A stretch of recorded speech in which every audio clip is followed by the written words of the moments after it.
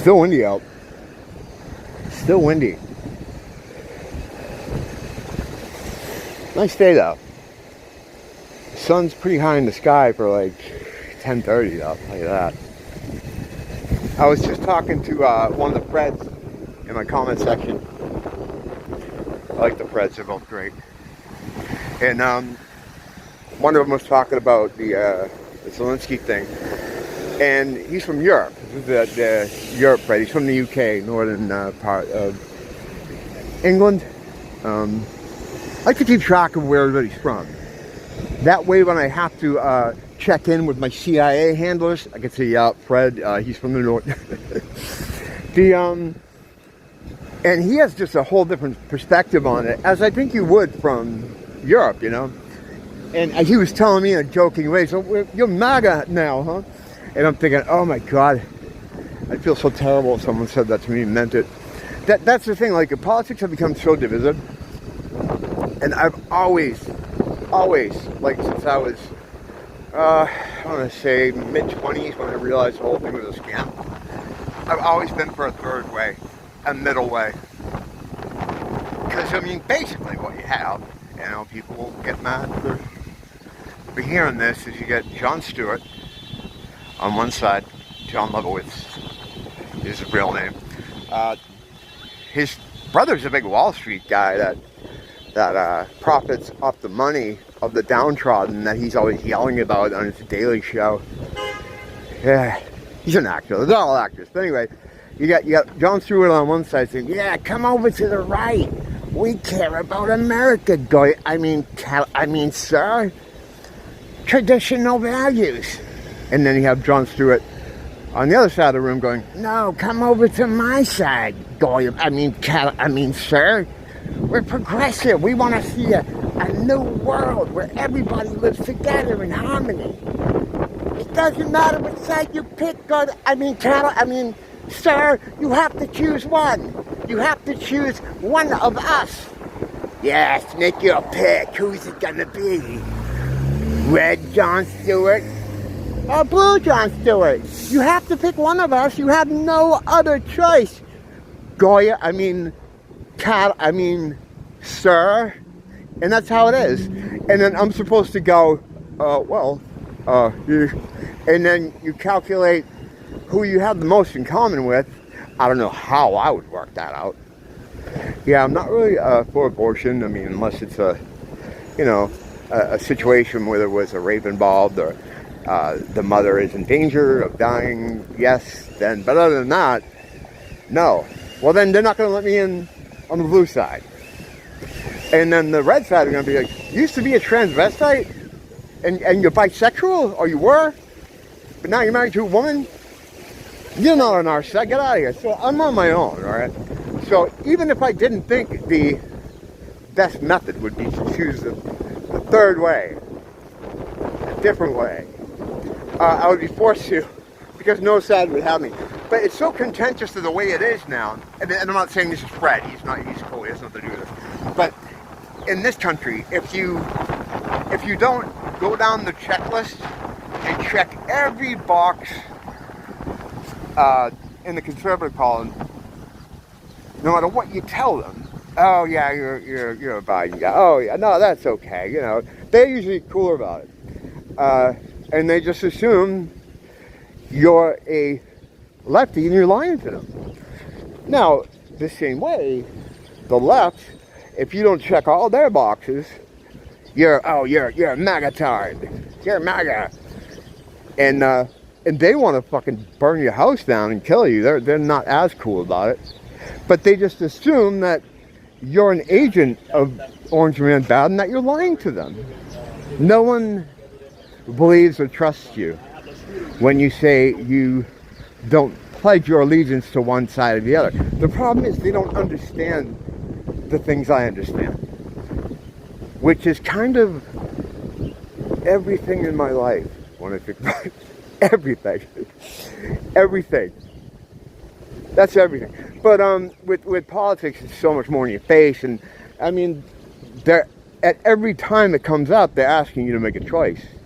So you have regular people that want to know whose side you're on, and then you have the two Jon Stewarts calling you to either one of their sides, what are you going to do? It's hard to be, in my position, and people say, like, you're a fence sitter, and, middle of the road. I'm on the fence in the middle of the road. There's not, there isn't, the problem is there isn't an official third way. So, to advocate for a third way, if you don't have an official third way with a logo, people don't accept that thinking. So they just, you're just fucked. That's why it's hard to talk about it. You used to be able to talk about it, like when I was younger. People would discuss politics and then, they'd disagree on stuff, but at the end of the day, they would, sit down together and eat or have a beer or something. Hold on, I'll be right back. I saw that black dude on that cool little scooter out in front of the store. It just made me think, these fucking rental places must be making a fortune since we've gotten a boost in that population of people. Because they don't own anything, they rent everything. Like, they rent the high-end shit. Because it's all about image, in our culture. I used to see it. Well, everybody sees it. It's not like it's not like a secret or anything. If you have eyes and you know something with the world, you talk to people, you can see that that's just how it is. Where they'll be in a hood, in a ghetto. I see it all the time in public housing, and they all got like nice cars out in front of them. And then a couple weeks later, they have different nice cars out in front of them. And personally,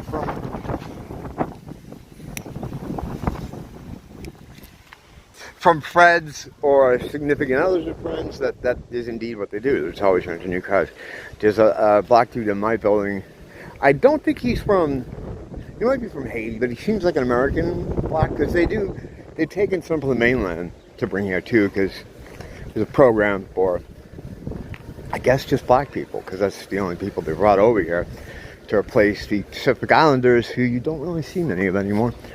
And he's out there always washing the car. Always a different car, though. So they don't make a lot of money from the government, but the little they do, they spend on trying to look like they have more money than they do. It's weird. It's weird. There's a lot of weird things I've learned about them I didn't know before. Since I've been here, I learned about the dog thing too. Whereas they don't let white people touch their dogs. I know it sounds ridiculous and retarded, but do I go into this whole thing? Trust me, it's true. That's all I'll leave it at. Why? I don't know. I think it's some sort of hang up that they have. And I didn't know this was a real thing. But I was told by one of those people that, that's the real thing. Because he has a dog and he does the same thing. I didn't ask him what the psychology behind it was, and I just noticed it because people have a lot of dogs out here. And like, I'd go near them when I see black people with the dog, and they'd pull them away, like, oh, no. And I'd be like, oh, wow. I figured he was just maybe, he nips or he bites or something. So there's one black dude with a cool, like, looked like a Labrador Retriever, who are pretty friendly. So I went to pet him. He's like, no, please don't pet him. Nothing personal, but you can't pet my dog. I'm like, oh, is he mean? Will he bite me? No, he's a very well-behaved dog, but nothing personal. I can't have you pet him. I'm like, all right, cool. And when I asked an official black person about this, kind of as a joke, he's like, no, it's a real thing. Yeah, you can't have white people touching your dogs. I'm like, huh. That's weird. They think a lot of weird things about white people. I was just watching a video where they're talking about showing a girl's TikTok where she was talking about how white people in the Victorian era ate mummies. And they ate so many mummies that the mummies almost went extinct. Her words, not mine. And the reasoning is because in her world, she's, this door. God, hold on. In her world, how you doing? Sub-Saharan Africa, in Egypt, despite having a desert between them that could never cross, right? Especially not them, they just couldn't. It takes a lot of planning, a lot of forward thinking. It's the end of that right there. So, she's one of those people that think the Egyptians were black. Even though the Egyptians are still alive today, and they live up there, and they're not black. Just because you're on the same continent doesn't mean anything. They're sub-Saharan, meaning below the desert. You know, these guys are in northern Africa, whole different group of people. I don't know who started them on that, but it's like another one of those things I talked about the other day. Like, why challenge them on it though? Like, you know, like what are you gonna do? Just let them have it. It's not hurting anybody. Well, I say that, but then, you know, you have major multinational corporations and entertainment media trying to rewrite history, saying black people, Africans, were in Britain all throughout time, and that they actually built the United States, and Cleopatra was black, and all this stuff. It just reiterates this thing. And then they do it on their own, saying, you know, Shakespeare was black. I mean, everyone, it's all technology. That's what they call it, white man, erasing their history and hiding things from them. They were really behind everything. And Wakanda was real, basically, you know. Which, you know, if they can do all this crazy advanced technology stuff, then why don't they do it in the villages they came from? I don't know, whatever. I don't know how I got down this fucking road. But she was saying during the Victorian era, because the white people wanted melanin from black people so badly, they wanted to get that melanin in them, that they were eating the mummies. She said they ate hundreds and hundreds of mummies, so many mummies, that the mummies almost went extinct. However, they got a male mummy and a female mummy in the Brooklyn Zoo. And I hear she's pregnant now, so they're trying to repopulate. So it's going to be okay. But because of those fucking white devils in the Victorian era, they almost wiped mummies off the face of the earth. And what kind of meal would that be?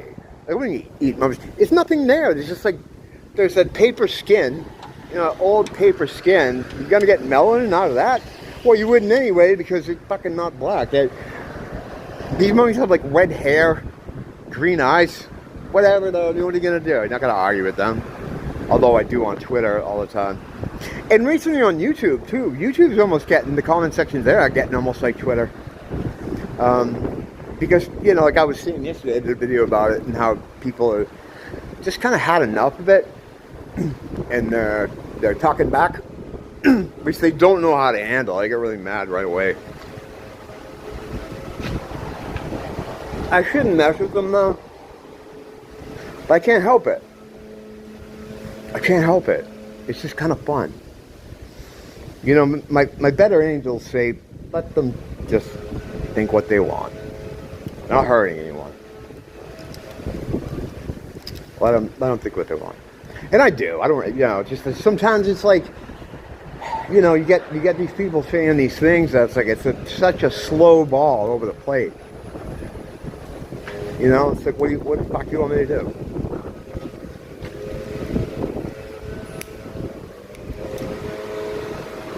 I was worried about that video yesterday. Like, is this too much? Is this too much? Saying, either Jews will make you anti-Semitic. I should have made it more clear that interacting with these people online, seeing what they're right online, blacks or Jews or gay people or women, all the combative stuff, it's usually online. Because when you meet people face to face, people are usually cool. When they get on the internet though, especially a place like Twitter, they'll become activists. And it turns people the other way. It turns people against them. In the past 10 years, since the weaponization of some of these groups, you know, people see it. Everybody looks at it and it's like, oh, fuck, man. I didn't know they were like this. They all hate us, huh? Yeah, fuck. There's nothing we can do to fix that? Seems like no. So what do you do after a while? You just start saying, fuck off. Discover the wheel and fucking talk to me later. And then you're like, fuck, why'd I say that? Because, like, they'll go forever. They'll fight with you forever. And then they'll want to, like, fight you through the computer. Hilarious shit once. Mr. H, talks about movies and shit like that. And he got in a fight, an online fight, with some guy from PC Gamers, this black guy, Uche. It's a whole story. But one day, he faced off with him. And Uche is telling him, he's like, you want to go? We'll go right now. And Uche got up and took his shirt off. Now, Mr. H is on his computer in England. He's from the UK. I think England. Same thing. And Uche's like, wanting, but let's go, you know, put your money where your mouth is, let's go. Rips his shirt off and stands up. And then Mr. H starts laughing because how can he not realize that this will not work? And he kept acting like, you want to do something right now. And you're watching it and you're like, he's not joking, he's serious. This guy's really mad. You can't fight someone over the internet. Yeah, maybe someday. But if they didn't get so mad, it wouldn't be so tempting to engage with them. But, and it's not all of them. Like I had, you know, disclaimer. It's not all of them. A lot of them, though, you know. That goes to everybody.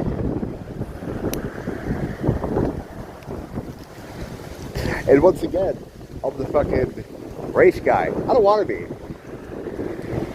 But, I don't know. You can't fight destiny, I suppose. And once again, I had to make an ending. I was editing some footage from this morning, and I'm like, I fucking don't have an end again. That's the only downside about making these videos and segments. I always forget an ending, because I just make a bunch of segments when I'm... Because sometimes it only takes me a few minutes to go where I'm going. And, you know... I only started doing this recently. You know what? Who gives a shit? One thing I do have to change a bit, though, is that as I'm going through the footage just now, I gotta fucking put a pause on the politics and the racial strife. I know I'm reporting spiritual war connected stuff, but it's like it just doesn't feel good. You know what I mean? Like the whole thing, like you know, whatever I'm doing, what I'm talking about, when it's something negative, it's like, yeah, it may be a reflection of what's going on, or it may be, you know, connected to spiritual warfare, but it's still negative, and you still, or I, am still putting something out there that, you know, that has a negative vibe to it, and you know, that's going to happen because of the nature of what, you know, we discuss here.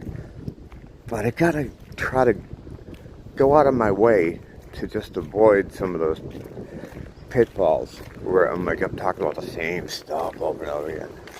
You know, as a challenge for myself. You know, I gotta try doing it. Again, who gives a shit?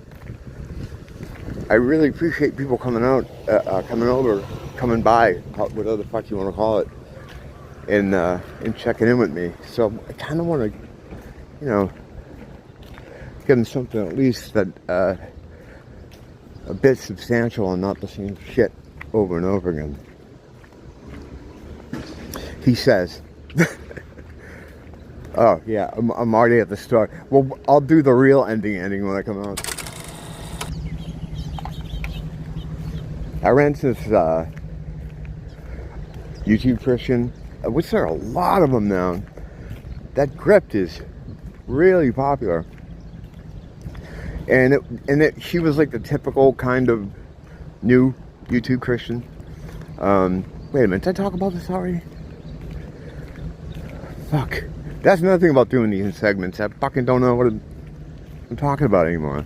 But anyway, she was like an OnlyFans model that became like a YouTube Christian. And she's really like intense about what you can't do and what you should do, what you shouldn't do, and what you can say and can't say, and how to be aware of false prophets. And she's saying all these things that are supposed to be keywords to let people know that the person they're seeing, she's talking about other people on YouTube. If you hear them saying these words, they are absolutely the devil, and they're trying to lead you down a path. Now, it's the person that was like a year ago showing her fucking ass a subscription on the internet. But yeah, she said anytime you hear someone talk about vibration or frequency, you know they're trying to lead you away from God. It's like, what the fuck? That, it just made me so mad. It's like that everything is frequency. That's all that's under here. Under the dome is frequency. There are three things in the fishbowl: energy, frequency, and vibration. And that's it. And I don't know how that negates God or leads you to Satan to talk about it. And I don't know if she's the one to fucking be casting stones. I mean, good for her that she got out of porn degeneracy and is now deciding that there's I don't know, I'm just gonna say there's more money in doing this Christian drift because it's fucking popular.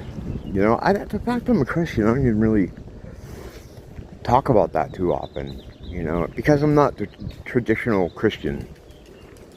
I'm not like the kind of person that she's trying to be.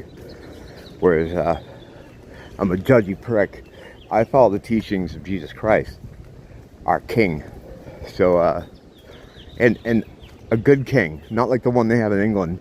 Those fucking English people, what the fuck? It's like, the king, their monarchy has no power, but they just like having rulers still. What the fuck is that?